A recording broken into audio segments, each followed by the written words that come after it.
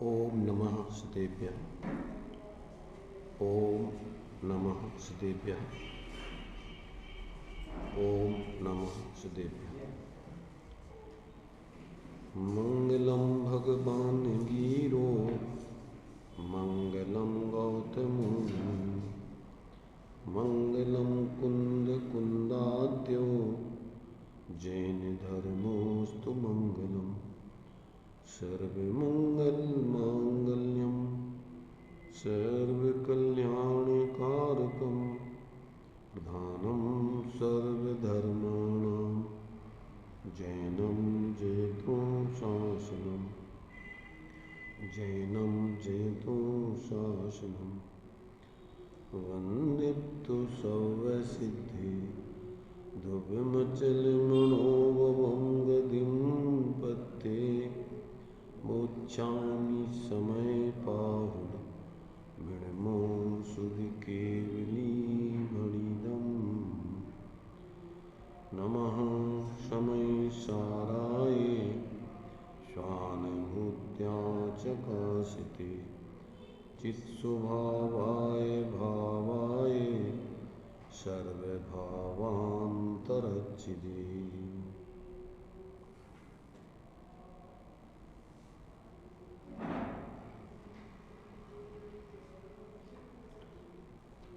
चर्चा अपनी पक्षातिक्रांत होने की चल रही है। आचार्य अमृतचंद्र ने पक्षातिक्रांत जीव कौन होता है, किस विधि से होता है, उस बात को इन 23 कलशों के माध्यम से स्पष्ट किया है।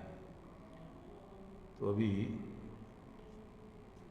यहाँ उन कलशों के माध्यम से ये अपनी चर्चा चल रही है। कल 81, 82, 83, 84 आदि कलशों के माध्यम से अपन विचार कर रहे थे। तो इसमें जो दृष्टिकोण है वस्तु स्वरूप को देखने के, वो दृष्टिकोण मुख्य रूप से 2 दृष्टिकोण की मुख्यता से यहाँ चर्चा चल रही है। 2 दृष्टिकोण में वैसे सारे वस्तु स्वरूप को बताया जाता है। एक तरफ व्यवहार का पक्ष रखा जाता है, दूसरी तरफ निश्चय का पक्ष रखा जाता है। एक तरफ पर्यायार्थिक न्याय का पक्ष रखा जाता है तो एक तरफ द्रव्यार्थिक न्याय का पक्ष रखा जाता है। और इसमें ही लगभग सारा वस्तु का स्वरूप समझने का विधान आ जाता है। तो व्यवहार के अनेक भेद हैं, प्रभेद हैं। उसमें संयोग आदि की तरफ से भी कथन किए जाते हैं, संयोगी भावों की तरफ से भी कथन किए जाते हैं, भेद भावों की तरफ से भी कथन किए जाते हैं। तो वो सारे के सारे व्यवहार में गर्भित हो जाते हैं। जब व्यवहार में अपन को सबसे नज़दीकी संयोग शरीर आदि है, कर्म है, तो जीव कर्मों से बंधा है, बद्ध है, संयोग में शरीर आदि के साथ रह रहा है। उस अपेक्षा से व्यवहार से जीव 4 गति 84 लाख योनि वाला कहलाता है। पर वास्तव में इन शरीरों के और कर्म आदि के संयोग में रह कर के जीव अपने स्वरूप को नहीं छोड़ता है, अपने चैतन्य स्वरूप को नहीं छोड़ता है। इसलिए निश्चय से जीव चैतन्य स्वरूप ही रहता है, अन्य किसी रूप होता नहीं। तो ये जितने भी संयोगों के व्यवहार हैं, चाहे वो घर, मकान, परिवार, कुटुंब, देश आदि जो भी हो संयोग, वे भी सब अपने लिए समझने लायक है। क्योंकि लोक में अपन को जीना है तो इन व्यवहारों का भी ज्ञान होना चाहिए। लोक व्यवस्था सब सारी की सारी इन संयोगों के आश्रित तो संयोगी भावों के आश्रित ही चलती है। तो जब तक अपन को इनका विवेक नहीं होगा तो लोक में भी अपन व्यवस्थित जी नहीं सकते। इसलिए लौकिक दृष्टि से तो अपन को जो भी संयोग न्याय, नीति, ईमानदारी से अपने कर्म के उदय अनुसार प्राप्त होते हैं, उन सारे संयोगों को व्यवहार से जीव का कहा जाता है। और उसमें ही जीव अपना व्यवहारिक जीवन यापन करता है। जो उसके संयोग व्यवहार में नहीं है, अगर अन्य संयोगों को ग्रहण करता है तो लोग में अनैतिक, बेईमान माना जाता है, चालाक, सजा का पात्र होता है। तो ये पक्ष भी अपने ज्ञान में रहना चाहिए। क्यों? सम्यक दृष्टि धर्मात्मा व्यक्ति को इन सब का भी विवेक होता है, तभी वो संतुलित जीवन जीते हुए लौकिक जीवन भी और पारमार्थिक जीवन दोनों जीवन सुंदर तरीके से जी पाता है। तो लोक में भी किसी प्रकार का वो कोई भी अनैतिक कार्य नहीं करता है, जो राज्य विरुद्ध, लोक विरुद्ध, धर्म विरुद्ध। व्यवहार धर्म में जो व्यवस्थाएं हैं, जो अपनी सामाजिक व्यवस्थाएं हैं, जो राष्ट्रीय राज्य की व्यवस्थाएं हैं, उन व्यवस्थाओं के अंतर्गत विवेकपूर्वक जीता है, उन नियम कानून को बराबर विवेक रख करके ही जीता है। और साथ में जो अपने कर्म के उदय से शरीर आदि संयोग मिलते हैं, उनको भी जानता है कि अपने पूर्वकृत कर्मकृत भावों के निमित्त से ही सारे संयोग मिले हैं। जितने भी जो संयोग हैं कोई दूसरा देने वाला नहीं, जो अपन ने भाव किए थे शुभाशुभ भाव, उनके निमित्त से ये सारे भाव एक संयोग अपन को मिलते हैं, क्योंकि आघातीय कर्मों का संबंध सारे संयोगों से आता है। जो अपने लिए आघातीय कर्म हैं तो उसमें 4 आघातीय कर्म हैं, तो उसमें वेदनी, आयु, नाम, गोत्र। तो वेदनी सुख दुख के बाह्य निमित्त जुटाता है, और आयु एक निश्चित समय तक एक शरीर में रोक के रखता है। गोत्र ऊंच नीच कुल में जन्म देने में निमित्त बनता है, और नाम कर्म शरीर की अनेक प्रकार की जो रचना होती है उसमें निमित्त बनता है। तो ये सारे संयोग आपके द्वारा पूर्व में किए हुए भावों के निमित्त से जो आपने अघातीय कर्म आदि बांधे, उसके निमित्त से ये सारे संयोग मिलते हैं। इसमें अपन को मूर्छित नहीं होना, जानकर अपनी सीमा में रहते हुए उनसे भेद विज्ञान करके कि भैया ये संयोग है, अपने स्वयं के ही पूर्वकृत भावों के निमित्त से मिले। अपने सामने समस्या कि अपन भारत में ही पैदा क्यों हुए और अन्य देशों में क्यों नहीं हुए, इसी जैन कुल में ही क्यों हुए, अन्य कुलों में क्यों नहीं हुए। तो उसका उपाय एकमात्र है कि अपन ने पूर्व में जैसे भाव किए थे उसके निमित्त से ही बाई संयोग, कोई करता धरता देने वाला कोई ईश्वर आदि नहीं है। जो स्वयं ने अपन ने किए, अपन बोलते स्वयं किए जो कर्म स्वभाव फल निश्चय ही वे देते। तो जितना भी अपन को परिस्थिति बनी है वो सब अपने द्वारा पूर्वकृत किए हुए कर्मों के निमित्त से बनी है। इसके माध्यम से अपन किसी को दोषारोपण नहीं करें और उसमें मूर्छित भी नहीं हो, क्योंकि ये सब अशुद्ध भावों से संयोग दशा प्राप्त होती है।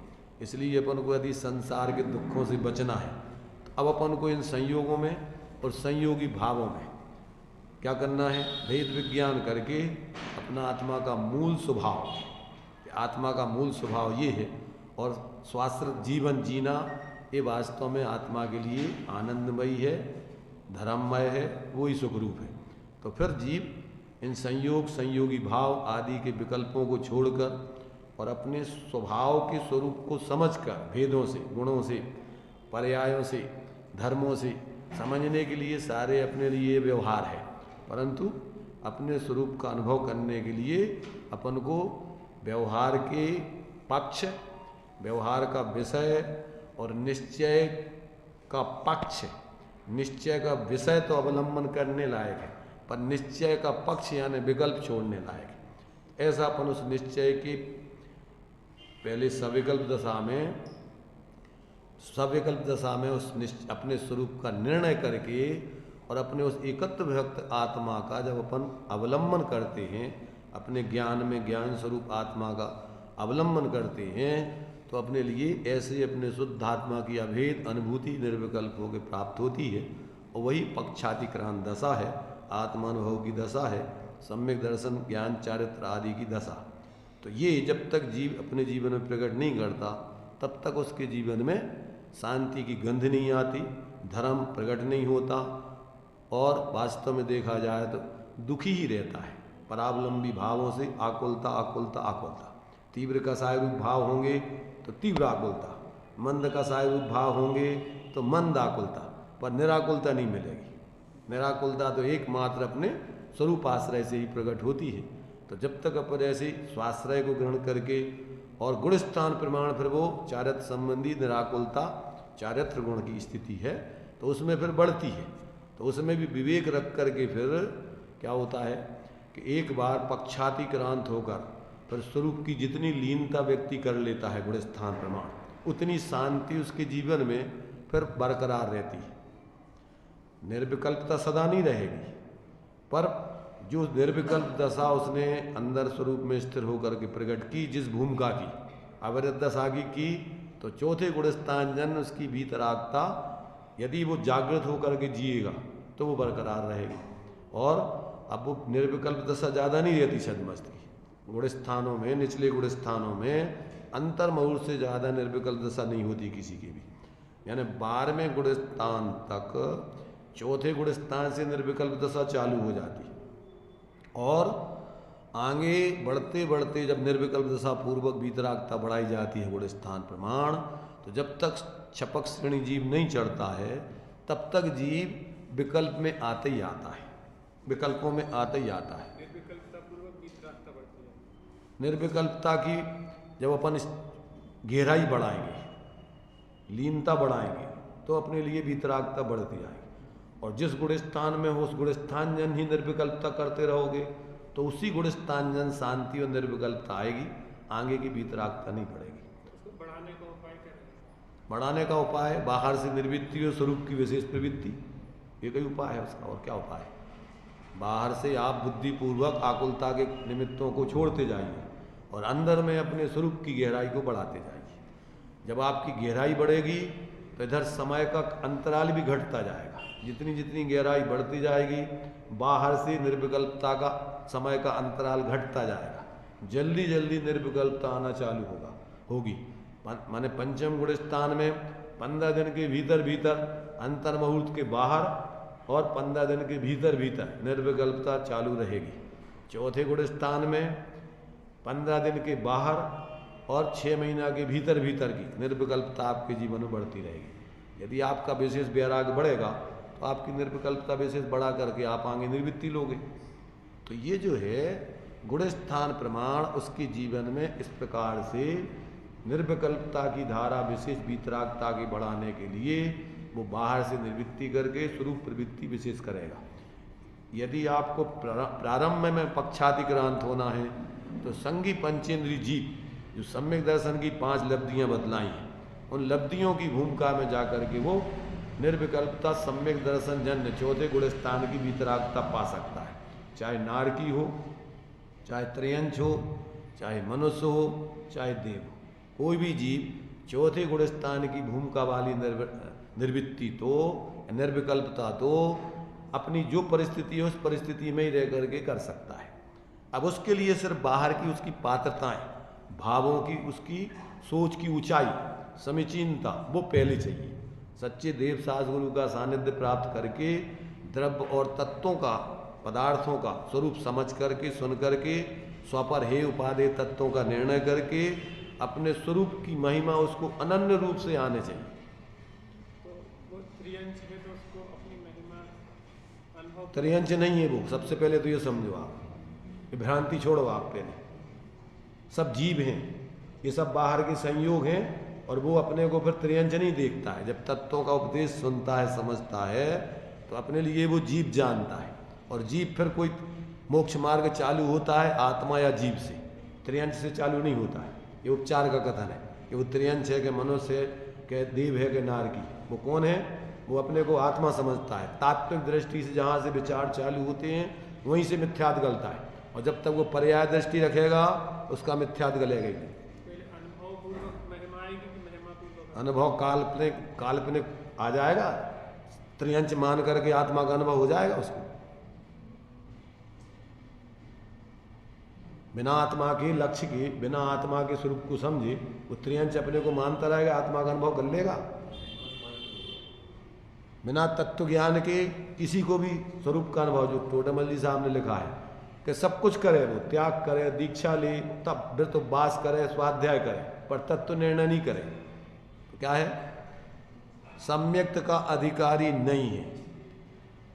बाहर में वो कितने भी व्रत उपवास कर ले, बाहर में वो कितनी भी बार दीक्षा ले ले, और बाहर में कितना ही क्षयोपशम से पंडिताई कर ले, परंतु यदि उसको तत्व निर्णय नहीं है, अपने को वो चैतन्य स्वरूप आत्मा नहीं जानता है, ये शरीर आदि हमसे भिन्न है, ये सब संयोग हमसे भिन्न है, ये राग आदि का अपना स्वरूप नहीं है, ऐसा जब तक उसको तत्व निर्णय नहीं होता, मेरा स्वरूप ये ज्ञान चैतन्य स्वरूप ही है, ज्ञाता ही है, ऐसा जब तक निर्णय नहीं होगा तब तक वो अपने ज्ञान में उस ज्ञान से लक्षित आत्मा की अनुभूति करके और आत्मप्रतीति पूर्वक सम्यक दर्शन की प्राप्ति नहीं कर सकता।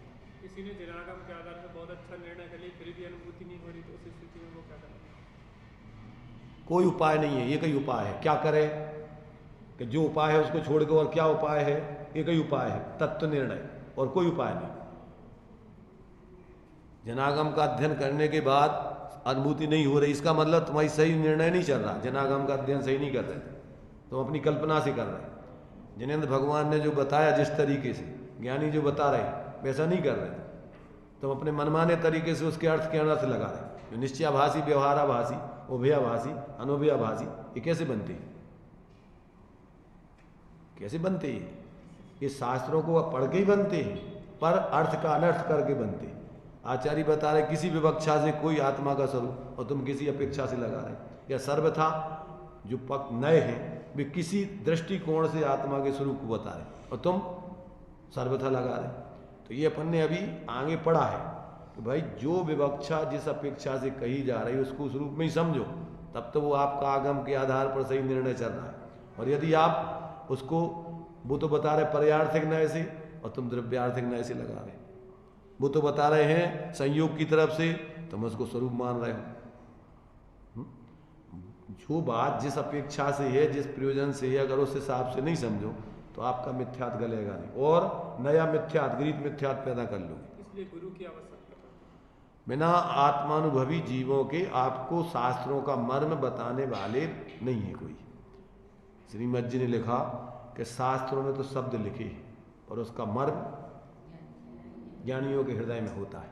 तो जब तक आप ज्ञानियों के हृदय को नहीं समझोगे, इसलिए नियम सार में ज्ञाता के माने अंतरंग निमित्त में ज्ञानियों को लिया है। माने ज्ञानी आपके लिए सम्यक दर्शन में अंतरंग निमित्त हेतु हैं। अंतरंग माने उनके अभिप्राय को समझ करके और फिर अपने अभिप्राय को गढ़ना, इसलिए उसको बोलते हैं कि सहानुभूति पूर्वक स्वानुभूति होती है। क्या कहा? ज्ञानी जैसा अनुभव कर रहे हैं वैसे जब तक लोक में भी अपन किसी का संयोग करते हैं, तो जब तक आपको उस जैसी तकलीफ महसूस नहीं हो कि आप उसका संयोग कर सकते हो।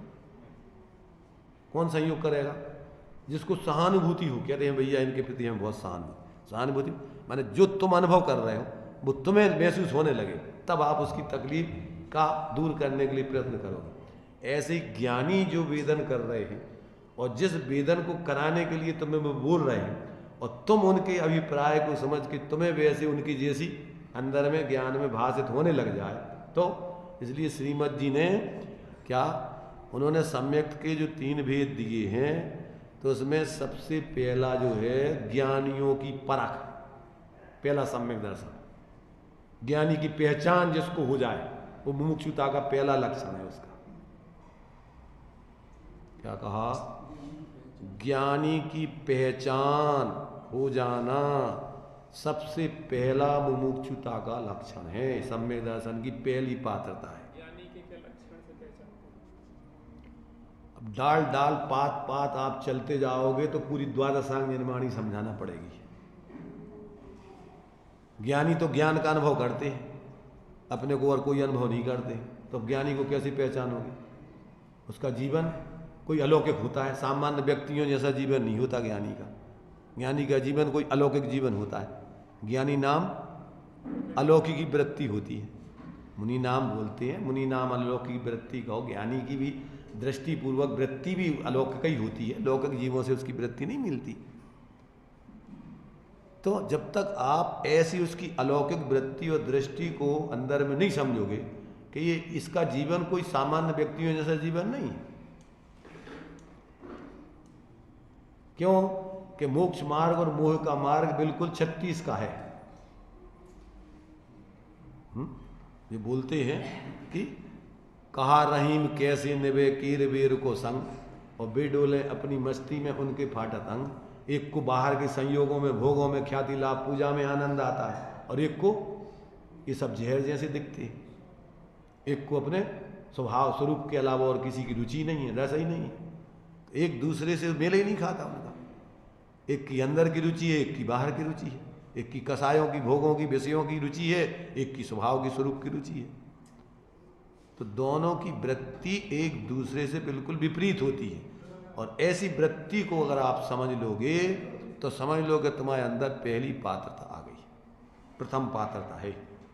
अगर तुम माने धर्मात्मा ज्ञानी जीवों के को नहीं पहचानोगे तो सबसे पहले देव साहस गुरु का जब तुम्हें उनका पहचान नहीं होगी तो ये बताओ मोक्ष मार्ग में तुम्हें तत्वों का उपदेश बताएगा कौन? समझोगे कहाँ से तुम? पहले तो प्रारंभ है। तो बाहर में सद निमित्तों का तुम्हें विवेक नहीं है तो तुम्हारा आत्मकल्याण का मार्ग कैसे चालू होगा? ये तो स्थूल बुद्धि होनी चाहिए ना। ये तो इसलिए सबसे पहले अपन को देव साहस गुरु कहो, ज्ञानियों की पहचान कहो, कोई अंतर नहीं है। निमित्तों का विवेक, मोक्ष मार्ग में कौन से सद निमित्त थे, अब इसका तुम्हें ज्ञान नहीं है तो आगे तुम्हारा ने कौन तुम्हारे लिए तत्वों का उपदेश कौन देगा? तत्वों के स्वरूप को कैसे समझोगे? उसमें से हे उपादेय स्वपर का भेद विज्ञान कैसे करोगे? फिर स्वपर हे उपादेय का निर्णय किए बिना स्व का अवलंबन करके पक्षाधिक्रांत कैसे होगी? ये सारी चीजें एक दूसरे से जुड़ी हुई है। देव साहस गुरु से 6 द्रव्य 7 तत्व जुड़े हुए, 6 द्रव्य 7 तत्व 9 पदार्थों में स्वपर हे उपादेय पना जुड़ा हुआ है। और स्वपर हे उपादेय में अपना क्या है? हित गर्भित है पूरा। हित की प्राप्ति, अहित का परिहार, ये सब गर्भित है उसमें। तो जब तक ये आप नहीं समझोगे तो आपका प्रयोजन सधेगा कैसे? स्व का अवलंबन पूर्वक संबंध निद्रा की सिद्धि, मोक्ष की सिद्धि कैसे होगी? परावलंबन छोड़ करके और आश्रयबंध की निर्वृत्ति कैसे करोगे? इसलिए भाव दीपिका में ये 6 पदार्थ अपन को दिए हैं, इनके बिना मोक्ष मार्ग की सिद्धि नहीं होती। देव, गुरु, धर्म, आप्त, आगम, पदार्थ। तो उन्होंने दिया कि बिना आप्त के आपको मोक्ष मार्ग का उपदेश देगा कौन सही? आप्त माने ज्ञानी। आप्त के तीन स्वरूप बतलाए थे, पढ़े कि नहीं पढ़े? 3 प्रकार के आप्त होते।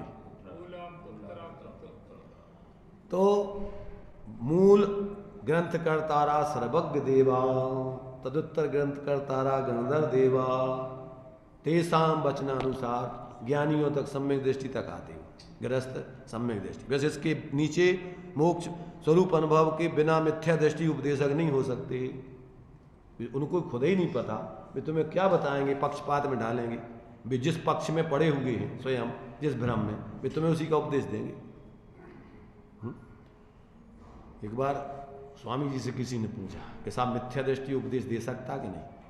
तो उन्होंने कहा ये बताओ, मिथ्या दृष्टि मिथ्यात का उपदेश देगा? और काय का मिथ्या उपदेश देगा? वो जानता है, अनुभव करेगा, उपदेश काय का देगा वो? इसलिए मोक्ष मार्ग प्रकाशक में प्रथम अध्याय में वक्ता के लक्षण में दिया, कम से कम वो अनुभवी सम्यक श्रद्धावान तो हुए कि दूसरों को कम से कम वो 3 लोग बदल जाएं तो भी उसकी श्रद्धा विचलित नहीं हो कि ना ही मोक्ष का मार्ग यही है, ऐसा ही है, अन्य नहीं है, अन्य प्रकार नहीं। स्वाश्रय में ही मोक्ष मार्ग है, पराश्रय में मोक्ष मार्ग कदापि नहीं हो सकता है। तो जब तक ये उस स्वयं को व्यक्ति को ऐसा अनुभव करके अकाट तत्वों की श्रद्धा नहीं है, अपने स्वरूप की श्रद्धा नहीं है, देव साहस गुरु की श्रद्धा नहीं है, तो वो तो डुलमुल खुद है, स्वयं है और दूसरों को भी डुलमुल करेगा। ख्याति लाभ पूजा, इससे अपना लौकिक प्रयोजन साधने का अगर भाव है उसका, तो वो तुम्हें क्या समझाएगा? उसके तो ख्याति लाभ पूजा की सिद्धि जैसी हो जाए वैसा उपदेश देगा वो तुम्हें। इसलिए जो लोग धर्म के क्षेत्र में अपनी आजीविका चलाते हों और इससे अपना ख्याति लाभ आदि का पोषण करते हों अथवा कोई और दूसरा प्रयोजन साधने के लक्ष्य से इस मार्ग में हों, वे तुम्हें धर्म का उपदेश देने वाले नहीं। एकमात्र मोक्ष अभिलाष आत्मकल्याण की रुचि वाले जीव ही वास्तव में सच्चे धर्मात्मा आत्मार्थी हो सकते, इसके अलावा और कुछ नहीं। कुछ नहीं, क्यों? है भी नहीं अपना कुछ, और अपना है भी नहीं कहीं, उसमें कुछ मिलना भी नहीं है, तो उसकी क्यों रुचि होगी दूसरी इस मार्ग में? इसलिए ये सारी बातें अपन को समझ करके अपनी वृत्ति को, अपने अभिप्राय को, अपने परिणामों को परखना चाहिए। क्या हम वास्तव में सुखी होना चाहते हैं कि सिर्फ अकेले धर्मात्मा दिखना चाहते, दूसरों को दिखाना चाहते? के समय पास करना चाहते हैं, अपने संप्रदाय में जो कुछ भी धारणा बना रखी है वो करके अपनी खाना पूर्ति करना चाहते हैं। ये प्रत्येक व्यक्ति को स्वयं अपने अंदर ज्ञान में समझना होगा, क्योंकि ये मार्ग सामान्य मार्ग नहीं है। अनंत भवों के दुखों का अभाव जहाँ करना है, लोक में अपन को एक डॉक्टर बनना है, इंजीनियर बनना है, तो वहाँ भी अपन पूरा का पूरा विशेषज्ञ देखते हैं और पूरी उसमें ही समर्पित होकर के अध्ययन करते हैं, जब आप एक छोटा सा पात्रता पा पाते हो रोजी रोटी की। तो ये तो जिसमें आपको अनंत दुखों का अभाव करना है, उसकी कैसी पात्रता होनी चाहिए, कितनी ऊंचाई होनी चाहिए। इसलिए भाई अपन को इन सब बातों को शांति से समझ करके अपना समय बर्बाद नहीं करना चाहिए, और औपचारिकता में धर्म के क्षेत्र में बहुमूल्य समय बर्बाद नहीं करने चाहिए। इतना बहुमूल्य समय कहाँ से निकल के आए हैं, कहाँ कित निगूद कित नार की कित्रयंच अज्ञान, आज धन्य मानो भयो पायो जिन बरतान। अब यहाँ करके भी अपन भाई लौकिकता और भाई अपनी औपचारिकताएं चलाएं, तो इससे बड़ा दुर्भाग्य और अपना क्या होगा। इसलिए ये मार्ग तो वास्तव में बहुत ऊंची पात्रता वाले जीवों के लिए है। ये कोई क्षुद्र पात्रता वाले, लौकिक पात्रता वाले, बाहर में सिर्फ जिनकी अभी वृत्ति है, ऐसे लोगों के लिए मार्ग नहीं है। ये मार्ग तो महापुरुषों का मार्ग है। तो इसलिए अपन को भी यदि इस मार्ग का अपन को वास्तव में अनुसरण करना है, तो बिना पात्रता के इस मार्ग की सिद्धि होने वाली नहीं है। तो ये अपन को पक्ष बता रहे हैं कि इन पक्षों से वस्तु स्वरूप समझकर व्यवहार में कितने कितने पक्ष होते हैं, इनका भी विवेक रखना। व्यवहार में जीना है, जब तक आप पूर्ण वीतराग नहीं हुए, तो ये विवेक भी व्यवहार का होना चाहिए कि लोक में अपने लिए जो भी संयोग है, अपने ही पुण्य से उदय प्राप्त और न्याय नीति पूर्वक अपन जिसमें जी रहे हैं, वे ही व्यवहार से अपने हैं, परमार्थ से अपना कुछ नहीं। तो वो विवेक रख कर के अपन जिएंगे तो ही अपन बाहर के प्रपंचों में नहीं उलझेंगे। और अगर ये नहीं विवेक होगा तो यहीं आप जी नहीं पाओगे, आगे परमार्थ की साधना तो दूर की बात है। इसलिए आपको दोनों का विवेक होना चाहिए, व्यवहार का भी विवेक हो और निश्चय का भी विवेक हो। और फिर आप परमार्थ अपना स्वरूप सिद्ध करना चाहते हो तो आप इन व्यवहार के पक्षों को गौण करें और निश्चय के पक्ष को मुख्य करके, और अकेले सोचते ही नहीं रहे, जो निश्चय से वस्तु का स्वरूप बताया है उस विषय में अपने उपयोग को एकाग्र करके ज्ञान लक्षण से लक्षित, जिस भांति प्रज्ञा छेनी से पर से विभक्त किया, उस भांति प्रज्ञा छेनी से अरे ग्रहण करो, उसको ग्रहण करना ये पक्षाधिक्रांत होना है। निर्णय करना ये पक्ष है। वस्तु स्वरूप का निर्णय करने में पक्ष होते हैं कि ये व्यवहार से ऐसा है, अभी पर्याय में ऐसा चल रहा है, ये संयोग ऐसे है और ये मेरा मूल स्वरूप है। तो ये अपन को निर्णय करने में सारा का सारा व्यवहार से ही आपको उपदेश दिया जाएगा, परंतु जब आपको स्वरूप अनुभव करना है तो इन सारे पक्षों से निश्चय का भी पक्ष छोड़ के उस निश्चय से जो वस्तु का स्वरूप बताया उसको अपने ज्ञान में ही निर्णय होगा और ज्ञान में ही अनुभव होगा। तो ज्ञान, जिस ज्ञान से आपने भेद विज्ञान किया, उसी ज्ञान से आप अभेद ज्ञान करके स्वरूप का अनुभव करोगे, तभी पक्षाधिक्रांत होगा। इसलिए यहाँ ये अपन ने कल जो पढ़े थे 84 तक के जो अपन ने छंद, उनको अपन ने जो है थोड़ा सा पढ़ा था, चर्चा उसकी थोड़ी सी की थी। आगे देखिए उसकी चर्चा करके आगे चलते हैं। तो यहाँ एक नए ऐसा कहता है, एक नए ऐसा कहता है, एक नए ऐसा कहता है, एक नए कैसा कहता है, तो उसका एक एक नए का विषय बताया उनने।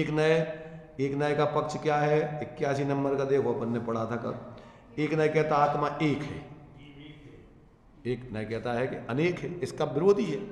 एक नहीं है, एक नहीं है का मतलब उसका माने विरोधी लगा लेना। तो एक नहीं आत्मा, अनेक है। तो अनेक मतलब क्या कि पर्यार्थिक नए से देखो तो आत्मा अनेक अवस्थाओं में जाता है, तो अनेक है।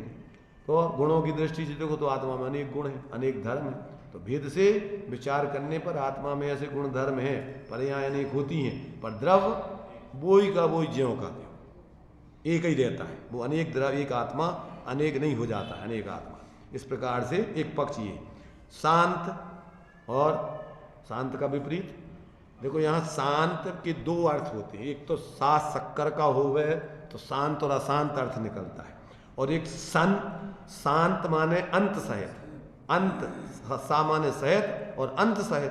तो यहाँ शासक जो सा सर्वोदय का है वो अंत है, तो अंत वाला है तो कहते नहीं अनंत है आत्मा।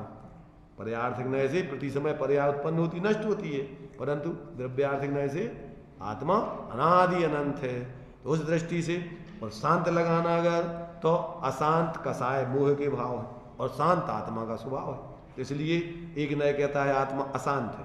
तो ये अपन को यहाँ अंत वाला है, यहाँ चूंकि पर्यार्थिक नय का विषय ये अंत सहित है आत्मा, तो कहते नहीं आत्मा अनंत है। अब जीव नित्य है, यहाँ वो दूसरा पक्ष ले रही है, अनित्य वही पर्यार्थिक नय का पक्ष है। तो यहाँ नित्य है आत्मा, और कहते हैं नहीं नित्य नहीं है, तो वो अनित्य है, उत्पाद में परिवर्तन होता रहता है। इसी प्रकार वाच्य है, व्यवहार से 47 नयों में नाम स्थापना द्रव भाव 4 निक्षेप भी है। तो व्यवहार से जीव का अपन जीव को वाच्य बनाते, वाच्य वाचक संबंध है, तो व्यवहार से आत्मा को कहा जा सकता है कि ये चेतन, पर निश्चय से शब्दों में आ नहीं सकता आत्मा, इसलिए निश्चय से अवाच्य है। तो ये सब अपन को बराबर पक्ष समझना, खेचातानी का काम इसमें नहीं है। इसके बाद ऐसे आगे कहते जीव नाना है, नाना माने नाना मामा वाला नाना नहीं, वो भी व्यवहार से नाना भी कहा जाता है, वो अलग है व्यवहार, वो व्यवहार का संयोग का कथन। और यहाँ तो नाना माने अनेक प्रकार, और अनाना, अनाना माने एक ही प्रकार है। तो यहाँ ये पक्ष है उसका, तो एक एक नए के ये पक्ष है सब। अब इन पक्षों में अपन क्या है, जब तक माने इसकी विवक्षा नहीं समझे, पर ये दोनों पक्ष हैं, समझ रहे हैं ना, ये 85 का पक्ष। अब यहाँ से अपन को 85 से 84 में अंतर के एक अनेक नाना दृष्टिकोण अलग अलग है। एक नाना अलग अलग दशाएं देखना है, अनाना एक ही दशा देखना है। तो मैंने उसमें थोड़े थोड़े भाव के अंतर हैं कि अपन ने यहाँ तक पढ़े भी नहीं थे, वैसे यहाँ के अपन संस्कृत में पहले पढ़ लेते हैं 85 से।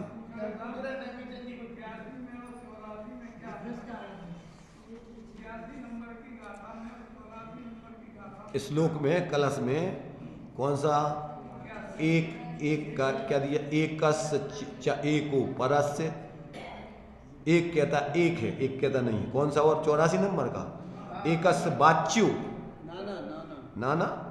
हाँ, तो नाना माने अनेक दशाओं में देना है। वहाँ पर जो है, वहाँ पर एक अनेक, तो अनेक में अपने लिए अवस्थाएं देख सकते हैं, और एक में अपन एक एक गुण की अपेक्षा भी देख सकते हैं, धर्मों की अपेक्षा भी देख सकते हैं। तो इसमें अनेक अनेक दृष्टिकोण है, और उसमें भाव उसका अलग अलग निकलता है फिर एक हाँ, वो अलग है, वो तो दूसरा पूछ रहा है, 85 का पूछ रहा है वो नाना अनाना का। तो हम तो अकेला समझ गए, वो नाना का मतलब ना अनेक नहीं है, बस निषेधात्मक है। इतने तो एक और अनेक यहाँ अस्थि रूप कथन है, एक भी बताना है और अनेक भी बताना है। और यहाँ कहते हैं नाना और अनाना, अनेक है और अनेक नहीं है, बस निषेधात्मक रूप में लेना है। तो यहाँ वो बात दूसरा पक्ष लिया है। यहाँ नाना और अनाना, नाना रूप है तो कहते नाना रूप नहीं है, तो यहाँ सिर्फ अकेला उसका निषेध किया। तो यहाँ नाना के अभाव रूप है, वहाँ एक अनेक के रूप में है, दोनों पक्ष अलग अलग है।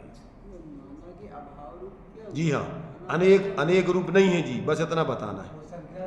हाँ, इसमें एक और अनेक की वहाँ बताना है सर। तो देखिए यहाँ से अपन जो है ये संस्कृत के श्लोक अपन ने यहाँ से पढ़ने को भी बाकी थे, इसको अपन पढ़ लेते हैं, बाद में इसके और अपन विचार कर लेंगे। एकस्य नाना न तथा परस्य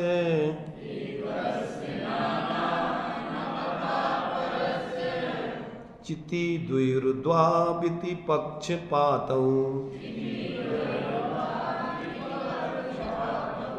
यस्तस्त्वेदी च्युत्पक्षपातस्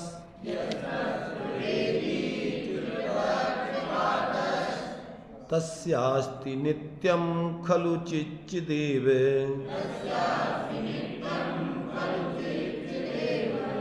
एकस्य चेत्यो न तथा परस्य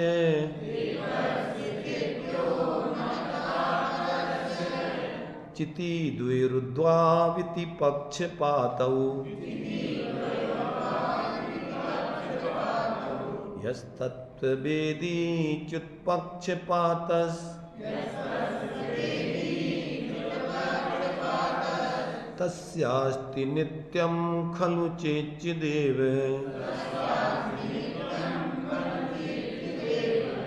एकस्य दृश्यो न तथा परस्य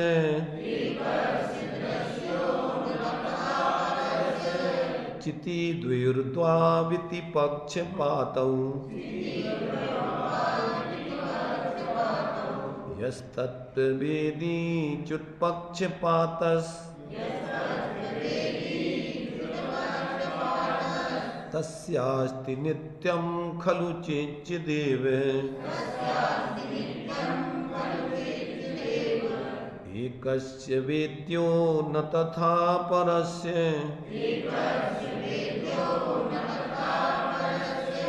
चिति द्वैर्द्वाविति पक्षपातौ यस्तत्त्ववेदी च्युत्पक्षपातस् तस्यास्ति नित्यं खलु चेच्चिदेव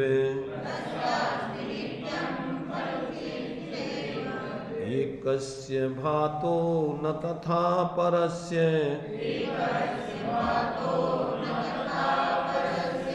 चिति द्वैर्द्वाविति पक्षपातौ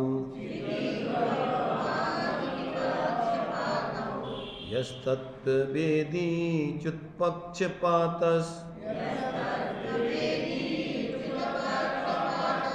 तस्यास्ति नित्यं खलु चेच्चिदेव। देखिए, इनमें एक पक्ष ऐसा कहता है, एक पक्ष ऐसा कहता है, तो यहाँ वस्तु स्वरूप के संबंध में ही ये सब विचार चल रहे हैं, परंतु विचार मात्र करते रहने से आत्मा की प्राप्ति नहीं होती। चाहे आत्मा की शुद्ध स्वरूप का विचार करो, चाहे संयोग की तरफ से विचार करो, चाहे संयोगी भाव की तरफ से विचार करो, और चाहे भेदों की तरफ से विचार करो, इससे आत्मा की उपलब्धि नहीं होगी। व्यवहार के अपन को चार पक्ष बतलाए अध्यात्म में, मूल में दो, एक सद्भूत व्यवहार, एक असद्भूत व्यवहार। असद्भूत व्यवहार के भी दो भेद, अनुपचरित उपचरित। सद्भूत व्यवहार के भी दो भेद, उपचरित अनुपचरित। अब उसमें असद्भूत माने आत्मा की सत्ता से बाहर हैं, फिर भी आत्मा के कहलाते हैं। क्यों?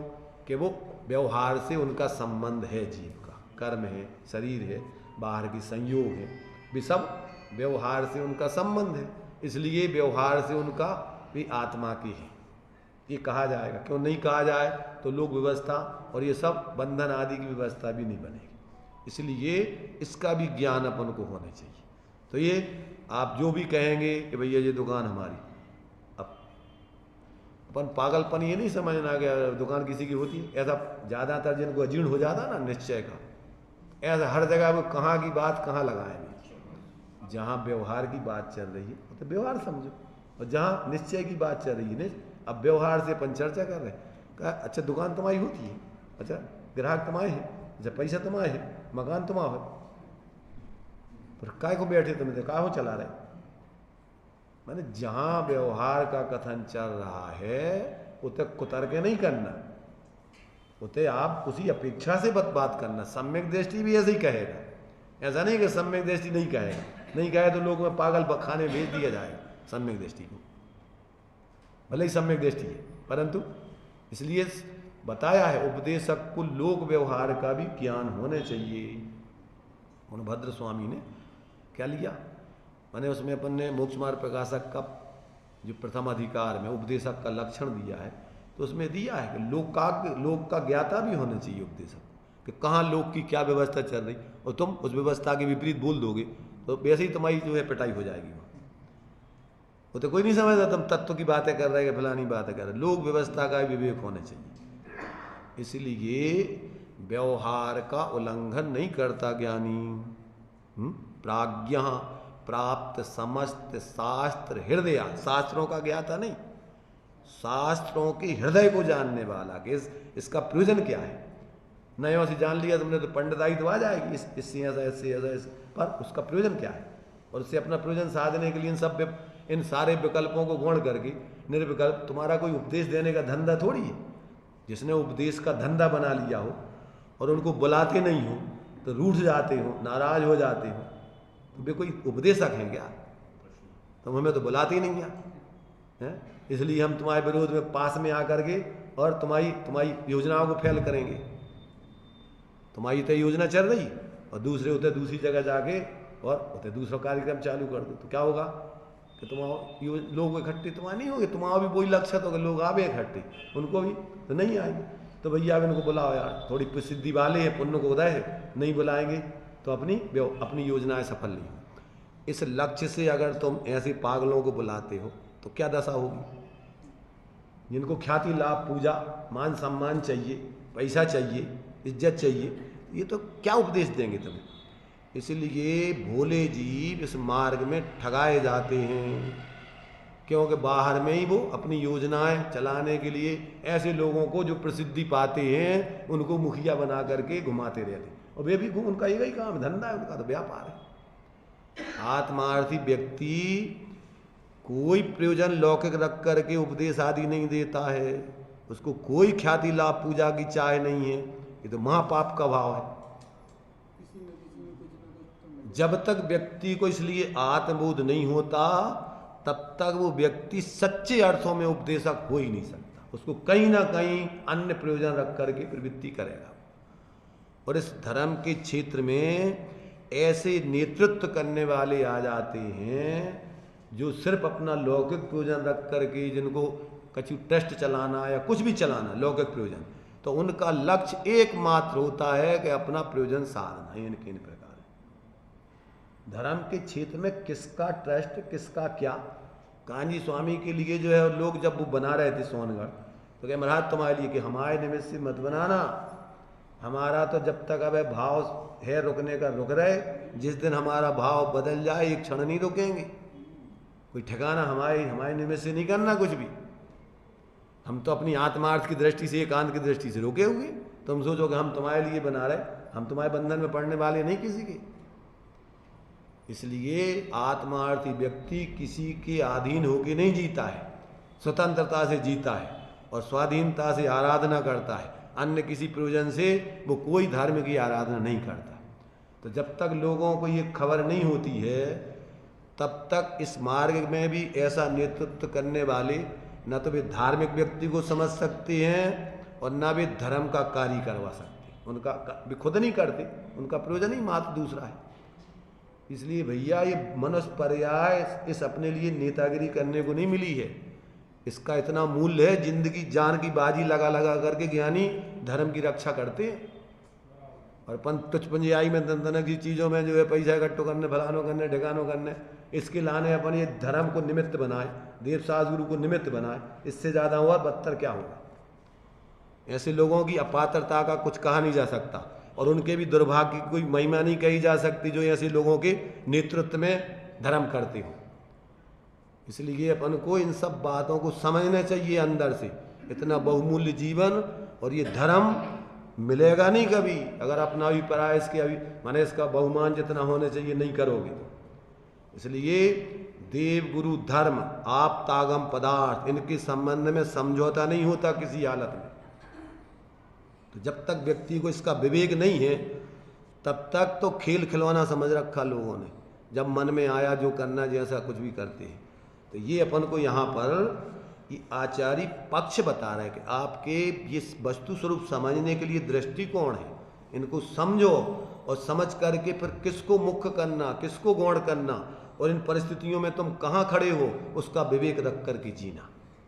ऐसा नहीं है कि अब तुमने निश्चय को स्वरूप समझ लिया तो तुम पूरे, अभी जब तक उसकी तुम्हारे जीवन में पूर्ण आश्रय करके वितरागता नहीं होगी तो व्यवहार में आपको अभी विकल्पों में रहना है, जीना है, सारा विवेक होने चाहिए। बोल चाल में भी आपका जो लोक व्यवहार चलता है उसका भी बराबर विवेक रख करके जीना पड़ेगा। और प्रयोजन आपका एकमात्र आत्मार्थ का, कोई और दूसरा प्रयोजन आत्मार्थी का नहीं होता। तो ये जो है क्या है ये नए पक्ष है कि एक पक्ष वस्तु स्वरूप को कहता है कि जीव कैसा है, कैसा है ना, अनेक रूप है। एक कहता है अनेक रूप नहीं है, उसका निषेधात्मक है सर, अनेक रूप नहीं है।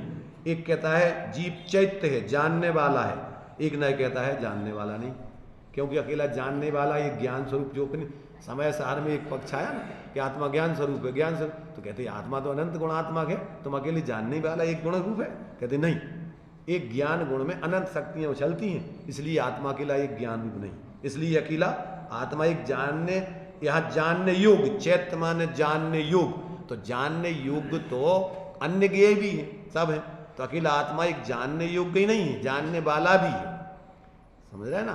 तो अकेला सिर्फ जानने योग्य ही नहीं है, ज्ञान का विषय भी बनता है और ज्ञेयों को विषय भी बनाता है, इसलिए एक एक नए है कि जानने योग्य भी है, तो जानने योग्य है एक पक्ष है, ऊपर सर्वथा नहीं है, इसलिए आत्मा जानने योग्य है एक पक्ष कहता है, ये भी सही है कि जानने योग्य है, ज्ञान में ज्ञात होता सो पर अर्थ बहुधर्मजुत जो प्रगटावन भान, तो अकेले जानने योग्य ही नहीं है, जानने वाला भी है, दूसरे पक्ष भी हो, इसलिए एक एक पक्ष को अकेले निषेध करके वो सर्वथा उसका निषेध नहीं, उसकी विवक्षा समझना, इसलिए दूसरा पक्ष कहता है कि नहीं जानने, क्योंकि अनंत इस प्रकार के पक्ष बन सकते हैं एक एक धर्म के निषेध में।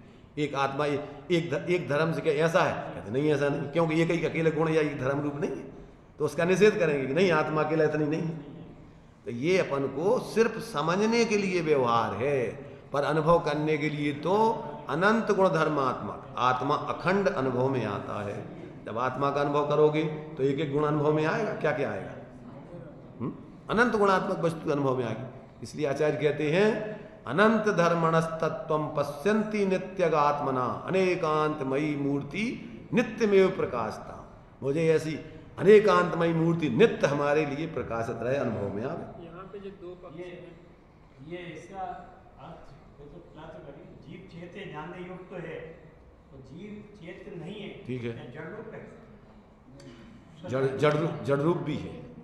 ज्ञान की अपेक्षा देखो जानने योग्य है, ये तो ज्ञेय की अपेक्षा हो गया, तो अकेला उसमें प्रमेयत्व नाम का गुण नहीं है, उसमें अनंत गुण है ना, तो प्रमेयत्व नाम के गुण की अपेक्षा जानने योग्य है, और अन्य गुणों की अपेक्षा वो जानने योग्य नहीं है, और दूसरे रूप भी है, जानने वाला भी है, अकेले जानने में आने वाला नहीं, जानने वाला भी है, तो इसलिए जानने योग्य तो सब अजीब भी है सब, तो अकेला जानने योग्य ही नहीं है वो।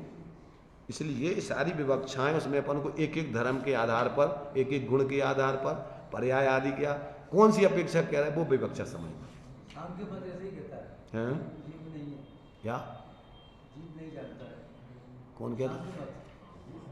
शांति सांग, हाँ वो तो ज्ञान को अलग ही मानता ना उससे, तो ये जो है एक अलग अलग इस प्रकार की जो मान्यताएं एकांत से व्यक्ति बना लेते हैं अकेले, तो वो भ्रम है कि अकेले जानने योग्य है, तो जानने योग्य नहीं है, अकेला जानने वाला भी, उसमें ज्ञान नहीं मानते।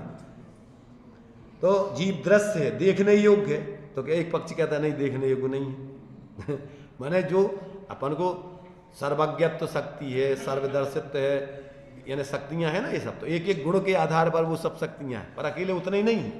तो अब जानने योग्य है, देखने योग्य है, तो अकेले देखने जानने योग्य ही नहीं है, और भी उसमें अनंत गुण है। इसमें जैसे आप चार पक्ष घटित करते वस्तु स्वरूप में, एक अनेक और बोध है, तो यहाँ पे आचार्य ने मूल टीका में तो तीन पक्ष घटित कर दिए, जो चौथा भी कैसे कौन सा चौथा? अनुभव वाला, उसमें लगाओ जाओ, अनुभव वाला भी उसी में ही है, एक अनेक उभय अनुभव, सर्वथा दो अलग अलग नहीं है, अनुभव माने एक अलग हो अनेक अलग हो, ऐसी दो वस्तुएं नहीं है, इसलिए अनुभव स्वरूप है। सब पे घटित होते, सब पे जितने पक्ष हैं उन पे सब पे चारों पक्ष घटित होंगे। ये दो पक्ष हैं जहाँ, वहाँ चारों पक्ष घटित होते हैं, जहाँ द्रव्यार्थिक पर्यार्थिक निश्चय व्यवहार, तो वहाँ उभय अनुभव भी घटित, क्योंकि परस्पर विरोधी होते हैं वो तो सब, इसलिए सब पे घटित होते हैं। तो ये सब चीजें अपन जब समझ लेंगे तो दृश्य कहते हैं, एक कहता है कि दृश्य जानने योग्य है, एक कहता जानने योग्य नहीं है, फिर एक कहता वेद्य है, वेदन करने योग्य है, ज्ञात होने योग्य है, एक कहता ज्ञात होने योग्य नहीं है। माने एक एक गुण आदि धर्मों की अपेक्षा ही कथन है ना, तो ज्ञान की अपेक्षा वेदने योग्य, जानने योग्य, ज्ञात होने योग्य, पर अन्य गुणों की अपेक्षा वो वेद जानने योग्य आदि नहीं है।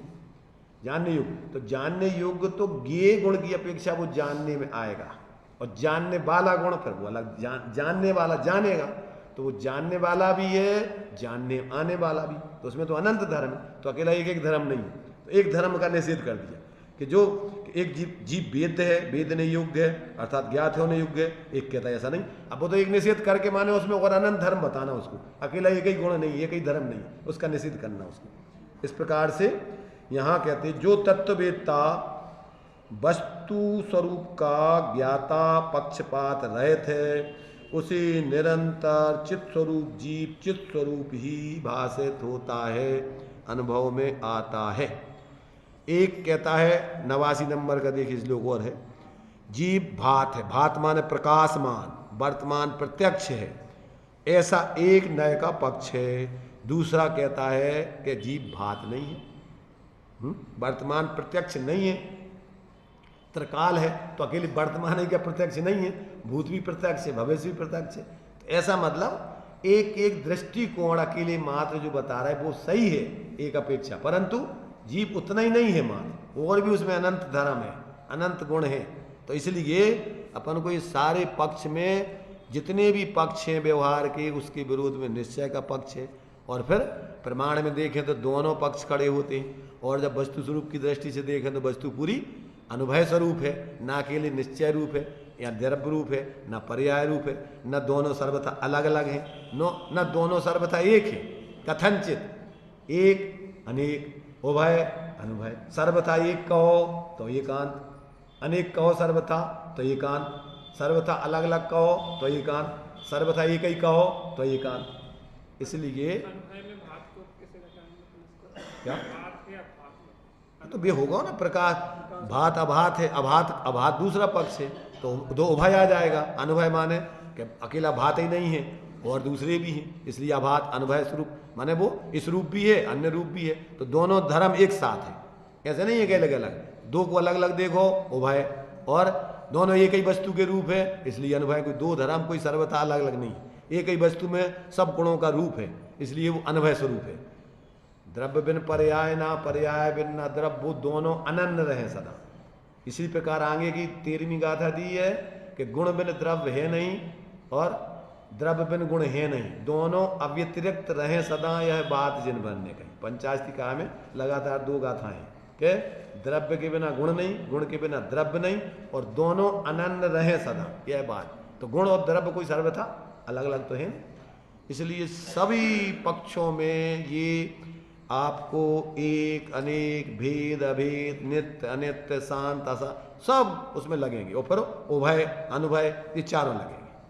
तो जब तक आपको वस्तु का पूरा ऐसा निर्णय नहीं होगा तब तक आप एकांत से कुछ भी पकड़ के मानोगे, सब भ्रांति, और फिर ये विकल्पों में ही अगर लगे रहोगे तो भी स्वरूप का अनुभव नहीं। ऐसी वस्तु को ज्ञान लक्षण से लक्षित करके अपना उपयोग अभेद होकर के निर्विकल्प अनुभव करे, तो फिर पक्षातिक्रांत वस्तु जैसी है वैसी आपके अनुभव में आएगी, आपको बोलने की जरूरत नहीं है।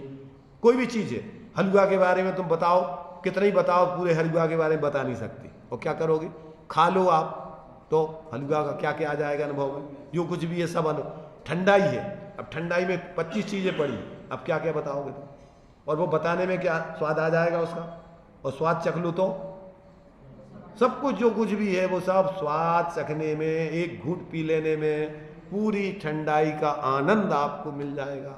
ऐसे ही आत्मा का स्वरूप है कि आप कितने ही बोलते रहो पर आत्मा का आपको अनुभव नहीं होगा, शांति नहीं मिलेगी। एक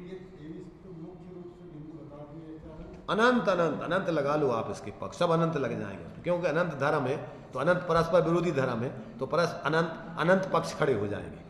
इसलिए अपन को जितने वचन आगे दिया है उस जीव कर्म कांड में कि जितने वचन उतने विकल्प, उतने भेद, उतने नए खड़े होते हैं, और धर्मों के आधार पर तो वचन बोले ही नहीं पाएंगे। अनंत धर्म है तो अब अनंत धर्मों को क्या बता सकते आप, बोल सकते शब्दों, बोले नहीं सकते। इसलिए स्वानुभूत्या चकास्ते, एक स्वानुभूति में सारे अनंत गुण धर्म आपके अनुभव में आ जाए। तो ये अपन को अनुभव करने की प्रेरणाचार्यों की है, ऐसा अपन हाँ है ही ना, तो वो वस्तु अनंत धर्मणस तत्व बोले ही रहे ना, अनेकांत रूप। है? भास प्रभात भात माने प्रकाशमान, क्या कह सकते?